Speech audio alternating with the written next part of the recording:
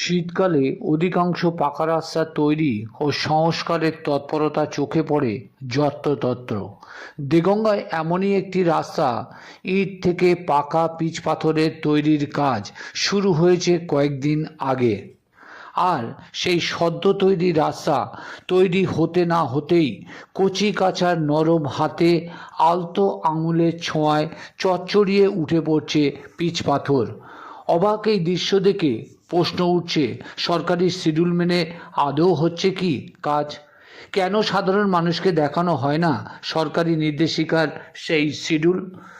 জানিয়ে কিন্তু প্রশ্ন উঠছে, তবে এই প্রশ্নগুলো করা যে কতটা ঠিক তা স্যার পাকা রাস্তা হলে যে শুনছি পিচ দেয়, তো স্যার পিচ দিলে এরকম ধুলো উড়ে পিচ দিয়ে এরকম এটা কি হচ্ছে স্যার? এটা কি হচ্ছে স্যার?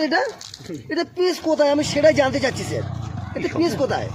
এগুলো কি স্যার?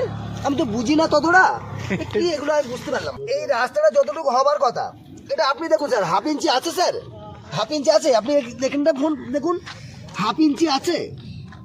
কোনো জায়গায় আমি আজ অবধি দেখিনি যে হাফ ইঞ্চি রাস্তা হতে সিলকোট হাফ ইঞ্চি নিয়ে হাফ ইঞ্চি রাস্তা পুরো নেই। এখানে দেখুন, ক্যামেরা করে আপনি ভালো করে দেখুন, হাফ ইঞ্চি দেখান আমার স্যার, হাফ ইঞ্চি, যেটা হাফ ইঞ্চি পুরো আছে। হাফ ইঞ্চি আছে কিনা সেটাই বলছি, আপনি 1 ইঞ্চি অনেক দূরের কথা বাদ দেন, হাফ ইঞ্চি আছে কিনা সেটাই জানতে চাচ্ছিলাম।